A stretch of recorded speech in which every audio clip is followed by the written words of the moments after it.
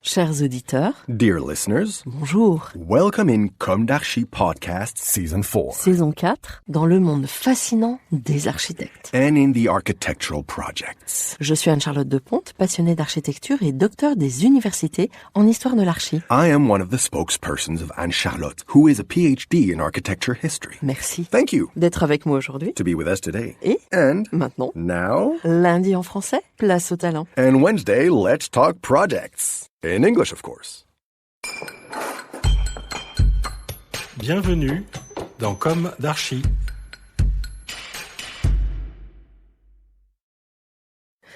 Chers auditeurs, ravis de vous retrouver aujourd'hui en compagnie de Benjamin Loiseau. Bonjour Benjamin. Bonjour Anne-Charlotte. Bienvenue dans Comme d'Archi. Vous êtes architecte, fondateur et aux manettes de l'agence Mano. D'emblée, ce qui compte, c'est la transversalité. Pour vous, la seule méthode donnant la possibilité de saisir la multiplicité des attendus d'un projet au XXIe siècle. Vous travaillez en agilité avec des partenaires, vous voulez comprendre le contexte, les attentes des usagers et les besoins des professionnels, tels qu'ils ne cessent de se transformer avec la transition énergétique. La révolution numérique aussi et l'allongement de la durée de la vie. Alors avant de développer tout ça, pourquoi Mano ? Alors, Mano, à l'origine, c'est un nom qui tire son expérience qui est vraiment artisanale, c'est-à-dire que très concrètement, mes deux premiers projets en tant qu'indépendant, ça a été deux projets dans lesquels j'étais chef de chantier.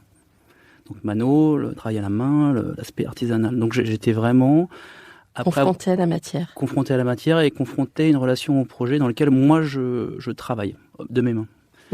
Et c'est devenu après une pratique plutôt hybridée. Donc, qui vient remettre en question les façons classiques du processus architectural pour essayer de trouver une méthode plus horizontale de produire du bâti. Alors, on va commencer par le début. Quel est votre parcours ? Quelle a été votre jeunesse ? Où s'est ancrée votre envie d'architecture ? Et quelles ont été vos études ? Alors, moi, je suis né à Chartres en 83. J'ai été bercé par la cathédrale de Chartres. Je pense qu'elle a influencé ma pratique jusqu'à aujourd'hui, puisque mon cours d'histoire-géographie la fenêtre donnait sur cette cathédrale, et donc j'avais trouvé ma place à côté de cette fenêtre, et j'ai passé mon temps à regarder cette cathédrale et la dessiner.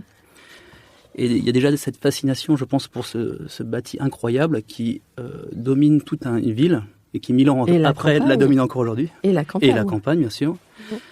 Et donc suite à ça, je suis parti faire mes études à Paris. J'ai été diplômé en 2008 et j'ai très rapidement derrière voulu partir à l'étranger. Donc je suis parti presque 2 ans à Shanghai avec Architecture Studio, et ensuite je suis parti 4 ans aux États-Unis dans une grosse boîte d'architecture qui s'appelle Handel Architect, qui fait principalement notamment disons des immeubles de grande hauteur un peu partout dans le monde. Impressionnant. Alors, on va retourner un tout petit peu en arrière. Quelle école d'archi ? Alors je vais être très précis, j'étais aux Ateliers La Seine. Et à l'intérieur des ateliers La Seine, j'étais à l'atelier Bataille. J'ai eu la chance d'être une des toutes dernières promotions qui avait un atelier qui avait une vue sur le Louvre. Et qui était vraiment intégré au sein des Beaux-Arts, c'est-à-dire que l'atelier qui était au-dessus du mien était celui d'Annette Messager, des dessinateurs. Celui qui était en dessous du mien était celui de Giuseppe Pennone. Beaucoup d'influence alors. Beaucoup d'influence. Et celui qui était en face, c'était celui de Jean-Michel Abérola, des peintres, avec qui j'ai gardé beaucoup de contacts encore aujourd'hui.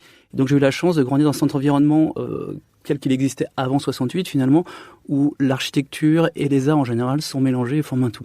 Oui, avec une appétence pour la créativité très importante. Ce qui vous ancre finalement assez fortement, parce qu'aujourd'hui, cette créativité, elle est un peu mise à mal par la peur. Oui, par la technicité et par le côté ingénierial de notre métier, absolument. Et d'ailleurs, je le ressens puisque j'ai des amis, des confrères qui ont eu d'autres parcours, notamment à l'étranger. Je pense à l'Italie, je pense à l'Espagne, où ils ont un parcours, finalement, les architectes sont beaucoup plus liés aux ingénieurs. Et donc moi, j'ai plutôt un parcours Beaux-Arts. On sent qu'on n'a pas du tout la même façon d'appréhender le bâtiment. Ouais. Oui, c'est intéressant. D'autant qu'aujourd'hui en France, l'architecte n'a pas une liberté très très grande. Oui, on connaît tous Vous devez être très frustré alors, non ? Mais on essaye de pousser les murs. On essaie de pousser les murs, on trouve des solutions. Mais c'est une vraie remarque que vous faites.